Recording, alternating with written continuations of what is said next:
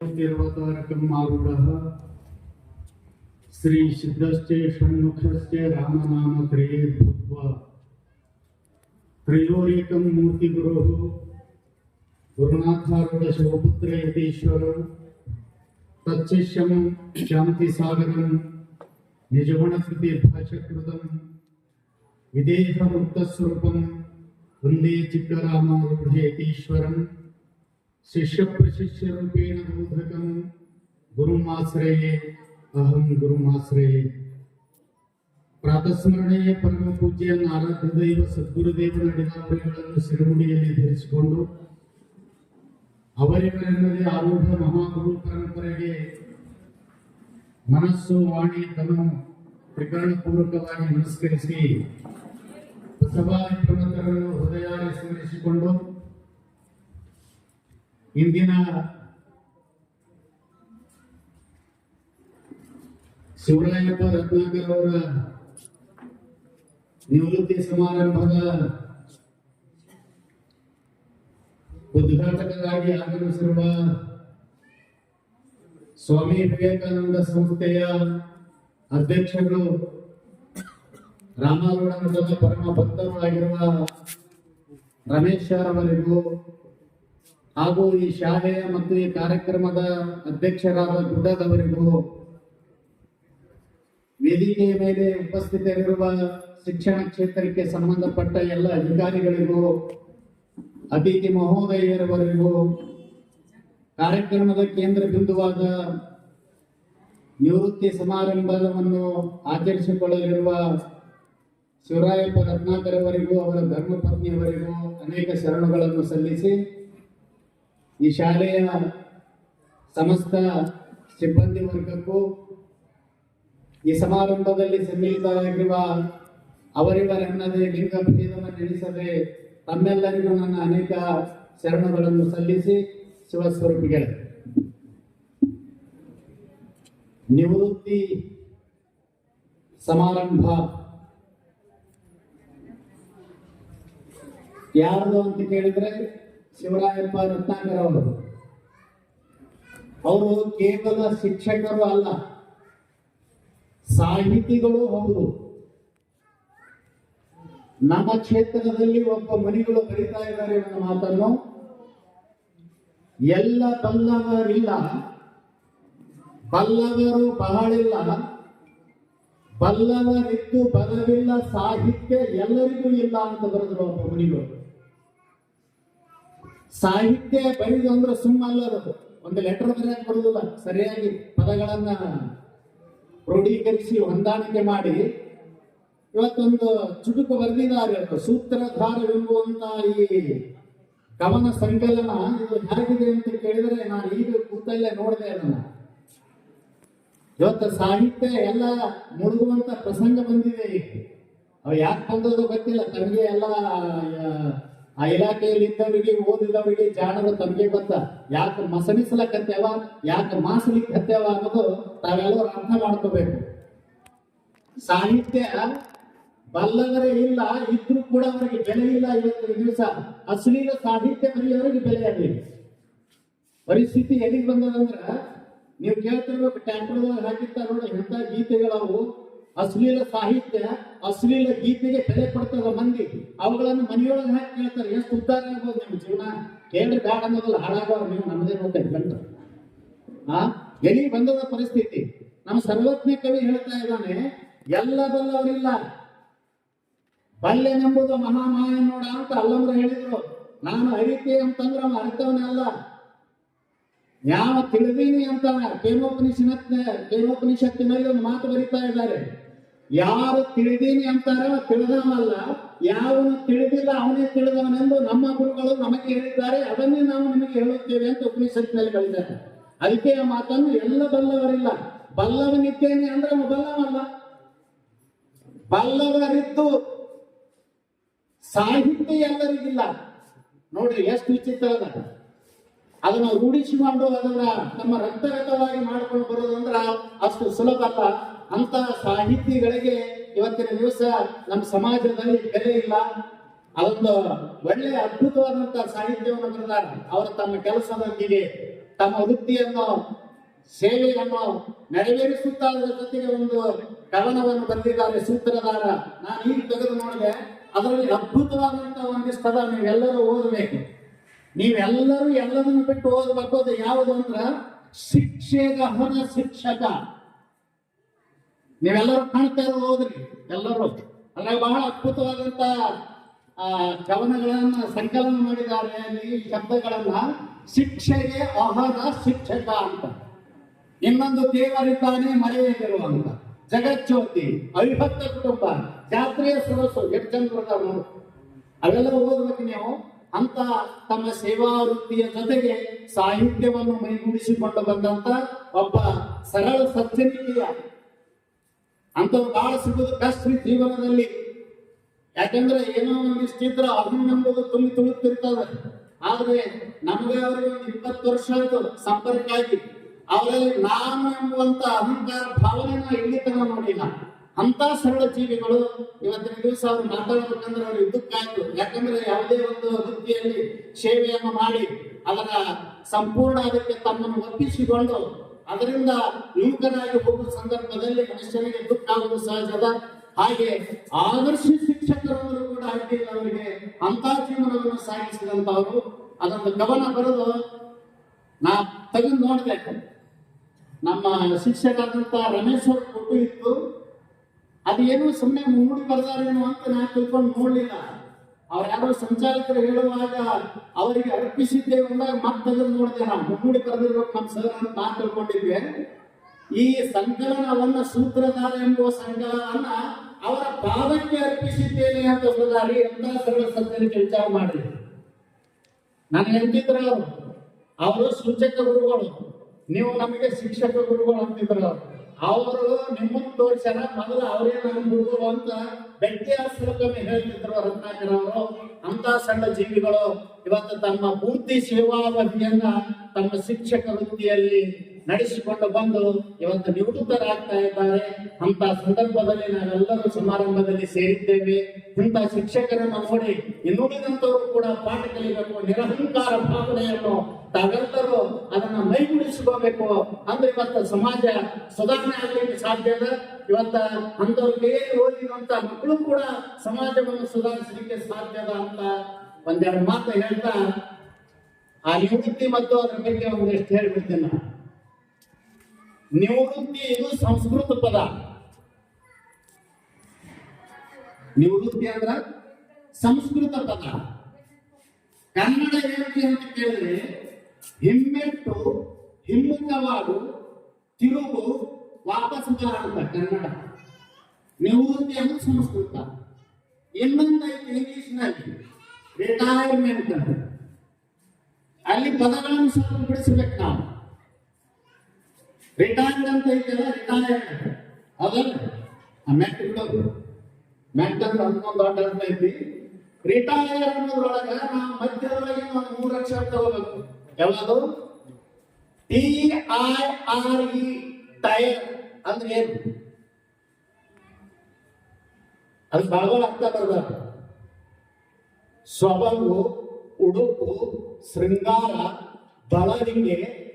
ಆಮೇಲೆ ಈ ಗಾಡಿಗಳಿಗೆ ಡಿಸ್ಕಿಗೆ ಸುತ್ತಿರ್ತಾವ ನೋಡ್ರಿ ರಬ್ಬರ್, ಅದಕ್ಕೂ ಟೈರ್ ಅಂತ. ಇದು ಟೈರ್. ಅದು ಉಡುಪು ಅಲ್ಲ, ಶೃಂಗಾರನೂ ಅಲ್ಲ, ಆ ಡಿಸ್ಕಿಗೆ ಸುತ್ತಿದ ರಬ್ಬರ್ ಪಟ್ಟಿನೂ ಟೈರ್ ಅಲ್ಲ. ಯಾವುದಿನ ಟೈರ್ ಅಂತ ಕೇಳಿದ್ರೆ ಬಳಲಿಕೆ ಅಂತ ಏನೊಂದು ಪದ ಅಲ್ಲ, ಅದು ಇದಕ್ಕೆ ಯೋಗ್ಯವಾದದ್ದು. ಮುಂದೊಂದು ಪದ ಇಟ್ಟಾರೆ, ಒಂದು ಶಬ್ದ ಇಟ್ಟಾರೆ. ಟೈರ್ ಮುಂದೆ ಡಿ ಇಟ್ಟಾರೆ. ಏನಿತ್ತು? ಟೈರ್ ಮುಂದೆ ಡಿ ಇಟ್ಟರೆ ಟೈರ್ಡ್ ಆಯ್ತು. ಟೈರ್ಡ್ ಅಂದ್ರೆ ದಣಿವು. ಟೈರ್ಡ್ ಅಂದ್ರೇನು? ದಣಿವು. ಟೈರ್ ಅಂದ್ರೇನು? ಬಳಲಿಕೆ ಅಥವಾ ಅದು ರಬ್ಬರ್ ಸುತ್ತ ಹಲವಾರು ಪದ ಅದಕ್ಕೆ ಬರ್ದಾರ ಅರ್ಥ. ಡಿ ಪದ ಹಚ್ಚಿದ್ರಿ, ಶಬ್ದ ಹಚ್ಚಿದ್ರಿ ಅಂತಂದ್ರೆ ಟೈರ್ಡ್. ಟೈರ್ಡ್ ಅಂದ್ರೆ ದಣಿವು, ಬಳಲಿಕೆ. ಹಿಂದ ಆಗಿ ಹಚ್ಚಿದ್ರಿ ಅಂದ್ರೆ ಏನಾಯ್ತು ಅಂದ್ರೆ ರಿಟೈರ್ಡ್ ಆಯ್ತು. ರಿಟೈರ್ಡ್ ಅಂದ್ರೆ ನೋಡಿ ಹೆಂಗದ ಪದಗಳು ಸ್ವಲ್ಪ ನಾವು ಒಳಗೆ ಹೊತ್ತು ತೆಗೆದೇವ ಅಂದ್ರ ಬಹಳ ಅರ್ಥ ಕೊಡ್ತಿರ್ತಾವ. ತೆಗೆದು ನೋಡ್ಬೇಕು ಅಷ್ಟೇ. ಮೊದಲು ಟೈರ್ ಡಿ ಹಚ್ಚಿದ್ರ ಟೈರ್ಡ್, ಆರಿ ಹಚ್ಚಿದ್ರೆ ರಿಟೈರ್ಡ್. ರಿಟೈರ್ಡ್ ಅಂದ್ರೆ ರಿಟೈರ್ಡ್ ಅಂದ್ರೆ ಇಷ್ಟು ದಿನ ದಣವಿ ಅಲ್ಲ, ಇನ್ನು ಮ್ಯಾಲ ದಣಿಬೇಡ ಅಂತ ವಾಪಸ್ ಆಗುವಂತ, ನಿವೃತ್ತಿ ಆಗುವಂತ. ಅದರ ಪದ ಬಹಳಷ್ಟು ದಣಿಗೆ ಇಲ್ಲಿಯವರೆಗೂ, ಇನ್ನು ಮ್ಯಾಲ ದಣಿಬೇಡ ಅಂತ. ಇನ್ನು ಮ್ಯಾಲ ಏನು ದಣಿದು ಅಂತ ಕೇಳಿದ್ರೆ 2 ದಣಿಗೆ ಆಗ್ಯಾವ ಇಲ್ಲಿಯವರೆಗೆ. ಕೊಳಲಿಕ್ಕೆ 2 ಬಂದುತ್ತನೋ ಇನ್ನೊಂದು ಮನ. ಈಗ ಏನ್ ಮಾಡೋದು ಅಂತ ಕೇಳಿದ್ರೆ ದಣಿವು ಆರಿಸಿಕೊಳ್ಳುವುದೇ ಏನು ಅಂತ ಕೇಳಿದ್ರೆ ರಿಟೈರ್ಡ್. ಆ ದಣಿವಿನಿಂದ ಮುಕ್ತನಾಗುವುದು. ಏನಂತ ಅದಕ್ಕೆ? ದಣಿವಿನಿಂದ ಮುಕ್ತನಾಗುವುದು, ಬಳಲಿಕೆಯಿಂದ ಮುಕ್ತನಾಗುವುದಕ್ಕೆ ರಿಟೈರ್ಡ್ ಅಂತ. ಆ ರಿಟೈರ್ಡ್ ಪದಕ್ಕೆ ವಿಕ್ತ ಅಂತ ಬರೆದಾರೆ, ಏಕಾಂತ ಅಂತ ಬರೆದಾರೆ, ಹಿಂತಿರುಗು ಅಂತ ಬರೆದಾರೆ ರಿಟೈರ್ಡ್ ಪದಕ್ಕೆ. ಹಾಗೆ ಬಳಲಿ ಬೆಂಡಾದ ನೀನು ಬಳಲಿಕೆಯಿಂದ ಹಿಂತಿರುಗು, ಏನು ಬಳಲಬೇಡ ಅಂತ ಇದರ ಅರ್ಥ. ಬಳಲಬೇಡ ಅಂದ್ರೆ ಬಿಡಕ್ ಬರುವುದಿಲ್ಲ. ಯಾಕ್ರಿ ಅಂತಂದ್ರೆ ನಿವೃತ್ತಿ ಯಾರಿಗ್ರಿ? ನಿವೃತ್ತಿ ಹೇಳುತ್ತೆ ಲಕ್ಷ ಕೊಡಬೇಕು. ವಯಸ್ಸಿಗೆ ನಿವೃತ್ತಿ, ಉತ್ಸಾಹಕ್ಕೆ ನಿವೃತ್ತಿ ಅಲ್ಲ. ನಿವೃತ್ತಿ ಅದಕ್ಕಂದ್ರ ವಯಸ್ಸಿಗೆ ನಿವೃತ್ತಿ, ಉತ್ಸಾಹಕ್ಕೆ ನಿವೃತ್ತಿ ಅಲ್ಲ. ಅವರಲ್ಲಿರೋ ಉತ್ಸಾಹ ನಿವೃತ್ತಿ ಮಾಡಿದ್ರೆ ಯಾರು? 60 ವರ್ಷ ತೆಗೆದೊಯ್ತೀರಿ ನೀವು. ಬಗೆಯಬೇಕು. ಕಾನೂನು ಅದ, ನಿಯಮ ಅದ, ಕಟ್ಟಳೆ ಅದ. 60 years ಆಯ್ತಿಲ್ಲೋ ಎಲ್ಲಿರ್ತಾನ ಆ ಇಲಾಖೆಯಿಂದ ಹಿಂತಿರುಗಬೇಕು, ಮರಳಿ ಹೋಗ್ಬೇಕಮ್ಮ. ಹೌದು, ಇದು ಸತ್ಯ. ವಯಸ್ಸಿಗೆ ನಿವೃತ್ತಿ ಅದ, ಆದರೆ ಉಲ್ಲಾಸಕ್ಕೆ ಉತ್ಸಾಹಕ್ಕೆ ನಿವೃತ್ತಿ ಇಲ್ಲ. ಇನ್ನ ವೃತ್ತಿಗೆ ನಿವೃತ್ತಿ ಅದ, ಜೀವನಿಗೆ ನಿವೃತ್ತಿ ಇಲ್ಲ. ಲಕ್ಷ್ಯದಲ್ಲಿ ಇಟ್ಕೊಳ್ಳಿ. ಏನ್ರಿ?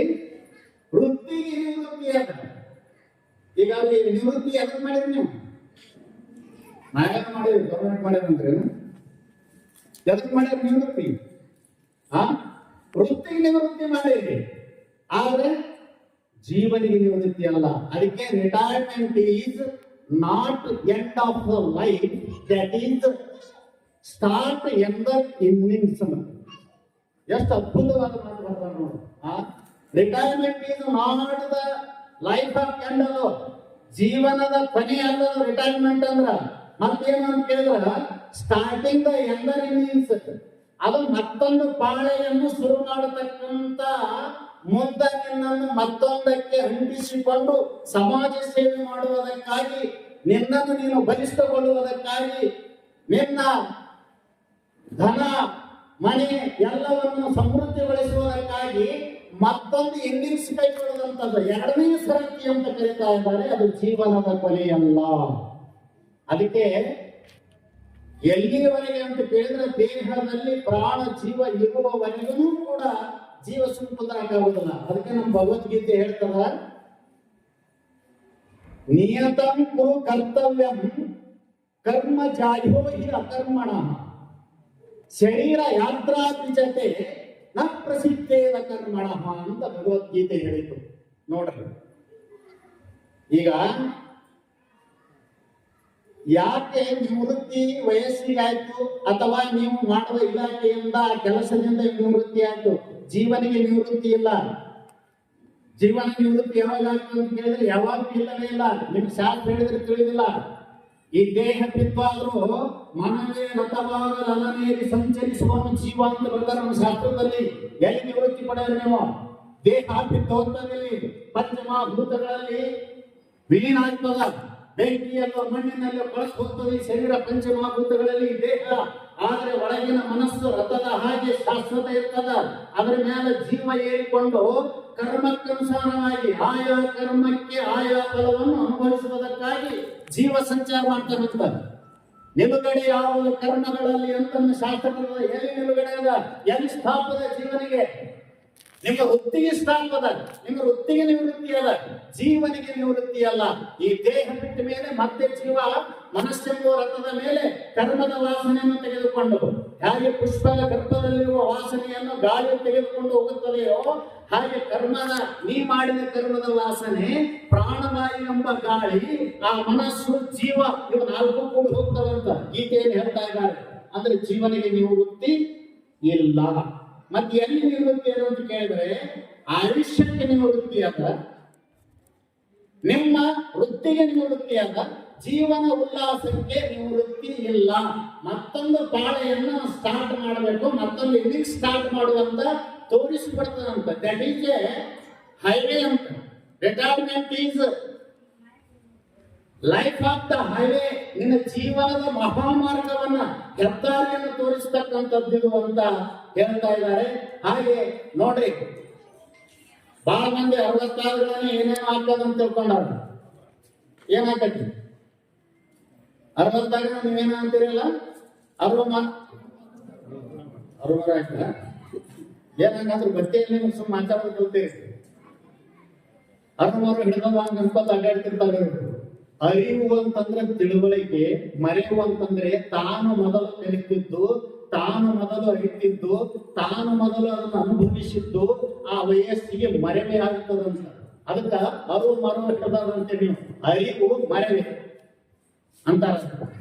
ಅದು ಅರಿವು ಮರೆವೆ ಎಂದೂ ಆಗುವುದಿಲ್ಲ.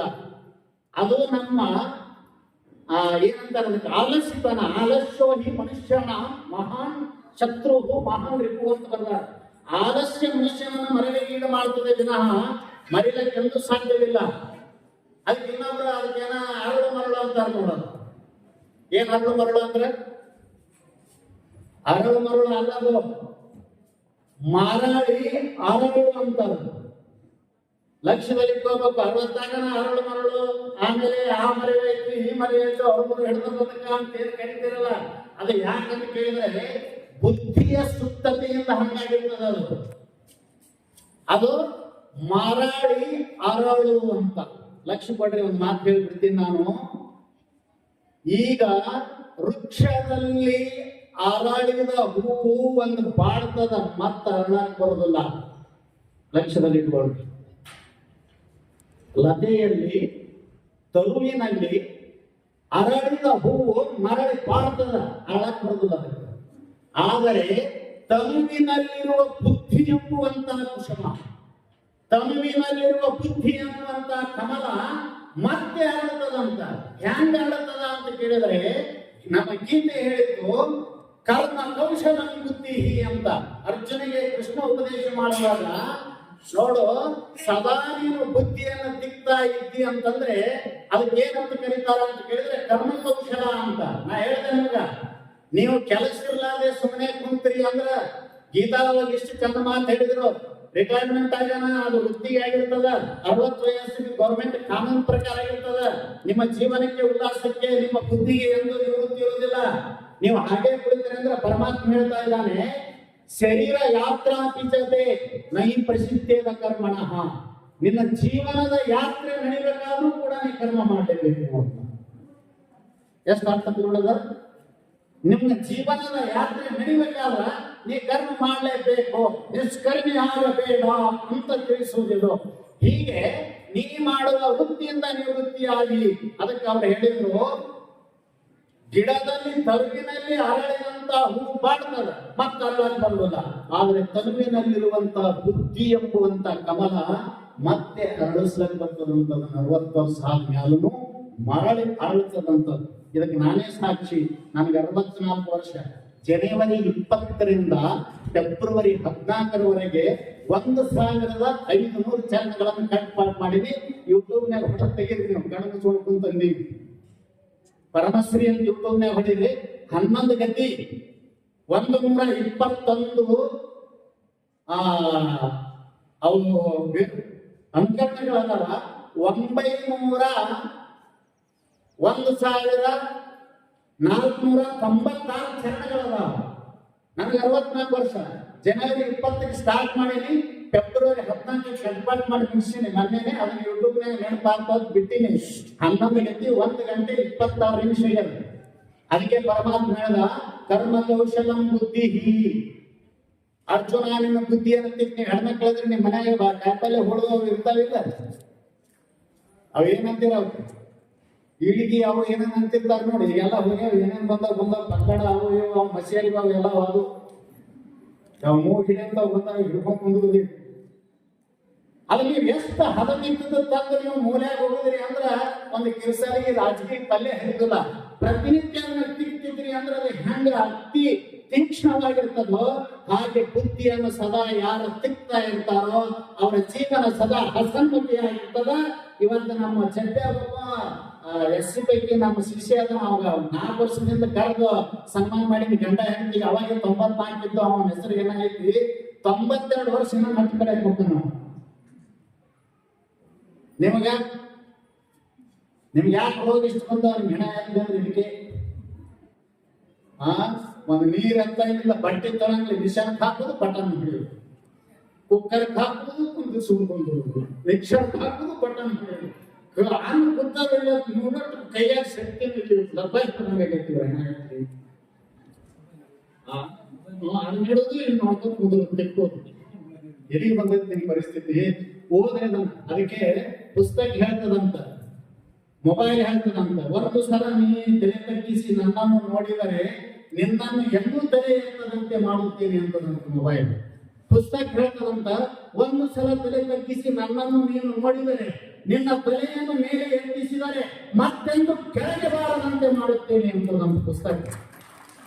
ಯಾರು ಮಾಡ್ತೇವೆ? ಅದಕ್ಕೆ ಒಬ್ಬಾಕಿ ಮನ್ಯಾಗ ಗಂಡಕ್ಕೆ ಕರಾದಿ ಹೇಳಿಲ್ಲ ಅಂತ. ಏನ್ ಮಾಡುದ್ರಿ? ನಮ್ಮ ಅಪ್ಪೆ ಎಲ್ಲಿ ಬುಕ್ ಇಟ್ಟರು ಕಲಿತನ್ರಿ, ಸಾಕಾಗಿ ಹೋಗಿದೆ ನಮ್ಗೆ ಅಂತಂತಕಿ. ಎಲ್ಲಿ ಇಟ್ಟಿ? ಎಲ್ಲಾ ಕಡೆ ಇಟ್ಟಿನ್ರಿ. ನೀನು ಇಡೋದು ಬರ್ತೀನಿ ನಮ್ಮಂತ ಅವ್ರ ಬಾಳ್ಸ್ಕೊಂಡು ಹೇಳ್ತಾನೆ. ಎಲ್ಲಿ ಇಡ್ಬೇಕ್ರಿ, ಎಲ್ಲಿ ಇಟ್ರು ತಗೋತಾನ ಅಂತ ನನಗೆ ಗೊತ್ತಿಲ್ಲ. ಪುಸ್ತಕದಾಗ ಇರೋದು ಸತ್ತು ನೋಡ್ಬೋದು ಎಷ್ಟು ಶನಿ ಇರ್ಬೇಕು ಅವ್ರ ಅಪ್ಪ.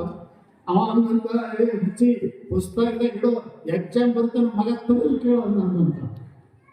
ಎಲ್ಲಿ ಪುಸ್ತಕ ಓದಿದ್ರು ಏನ್ ಮಾಡಿದ್ರು? ಪುಸ್ತಕದ ವಿದ್ಯೆ ಮಸ್ತಕಕ್ಕೆ ಬಂದ ನಿಮ್ಮ ಜೀವನವನ್ನ ಏನ್ ಮಾಡ್ತದ? ಸುಂದರ ಮಾಡ್ತದ. ಅದಕ್ಕೆ ರಿಟೈರ್ಮೆಂಟ್ ಅಂದ್ರೆ ನಮ್ಮ ಮುಂದಿನ ಮತ್ತೊಂದು ಹೊಸ ಜೀವನವನ್ನು ಪ್ರಾರಂಭ ಮಾಡೋದಂತ ಒಂದು ಮಹಾಮಾರ್ಗವನ್ನು ತೋರಿಸ್ತದ. ಅದಕ್ಕೆ ಜೀವನದ ಯಾತ್ರೆ ನಡೆಯಬೇಕಾದ್ರೂ ಸದಾ ಕರ್ಮ ಕೌಶಲನಾಗಿ ಮನುಷ್ಯ ಇರಬೇಕು. ಅವನು ಆಲಸಿಯಾಗಬಾರದು ಅಂತ ತೋರಿಸಿಕೊಡೋದೇ ಸಮಸ್ತ ಶಾಸ್ತ್ರಗಳು. ಅದಕ್ಕ ಇಂಥ ನಿವೃತ್ತಿಯಲ್ಲಿ ತಮ್ಮನ್ನ ತೊಡಗಿಸಿಕೊಂಡು ಇವತ್ತಿನ ನಿವೃತ್ತಿ ಸಮಾರಂಭದಲ್ಲಿ ಪಾಲ್ಗೊಂಡಿರ್ತಕ್ಕಂಥ ರತ್ನಾಕರ್ ಅವರು ಬಹಳ ಸರಳ ಸಾಕಾರದ ಜೀವಿಗಳು. ಅವ್ರು ಏನನ್ನ ಹೇಳ್ತಿದ್ರು, ಅವ್ರ ತಲೆಯಲ್ಲಿ ನಾಯಕರು ಅವ್ರ ತಲೆ ತುಂಬೆ ಮ್ಯಾಲೆ ಏನ್ ಮಾಡ್ಬೇಕು ಅನ್ನೋದೆಲ್ಲ ನಿಮಗೂ ನೀವು ಸೆನೆಕ್ ಬಂದವ್ರು ನೀವು ಎಲ್ಲ ರೆಡಿ ಮಾಡ್ಕೊಂಡಿರ್ತೀರಿ. ಅವ್ರ ಕಂಪ್ನಿ ನೀವು, ನಾವು ಸುಮ್ಮನೆ ಗಂಟ್ಲ ಹಾಕೊಂಡು ನಿಮ್ಗೆಲ್ಲ ಗೊತ್ತೇ ಐತಿ. ಹಾಗೆ ಅವರು ನನ್ಗೇನ ಹೇಳಿದ್ರು, ತೋಟ ಮಾಡ್ತೀನಿ ಅದು ಮಾಡ್ತೀನಿ, ಅಪ್ಪ ನಾ ಬಂದು ಅಲ್ಲೇ ಇರ್ತೀನಿ ಅಂತಾನೆ ನನ್ನೇ ಕರ್ಕೊಂಡು ತೋಟಕ್ಕೆ ಹೋಗ್ತಾನೆ. ಬಹಳ ಒಳ್ಳೆಯ ಪ್ರತಿ ವರ್ಷ ತುಲಾ ಮಾಡೋದು, ಮಠಕ್ಕೆ ಬರೋದು ಅಂತ ಒಂದು ಸರಳ ಸಜ್ಜನಿಕೆ ಜನ ಸಿಗೋದು ಬಹಳ ಕಷ್ಟ. ಅಂತವ್ರ ಕೈಯಲ್ಲಿ ಕಲಿತಂತ ಮಕ್ಕಳು ಕೂಡ ಇವತ್ತ ಸಮಾಜದೊಳಗ ಒಳ್ಳೆಯ ಉತ್ತಮ ಜೀವಿಗಳಾಗಿ ಬದುಕ್ತಾ ಇದ್ದಾರೆ. ಅಂತ ಶಿಕ್ಷಕರ ಗುಣ ಎಲ್ಲರಲ್ಲಿ ಬಂದು ನಮ್ಮ ಸಮಾಜ ಸುಧಾರಣೆ ಮಾಡತಕ್ಕಂಥ ಸದ್ಬುದ್ಧಿ ತಮ್ಮೆಲ್ಲರಿಗೂ ಕರುಣಿಸಲಿ ಅಂತ ಹೇಳಿ ನಾನು ವಾಣಿ ವಿರಾಮ ಮಾಡ್ತಾ ಇದ್ದೀನಿ. ಹೇಳುವಂತ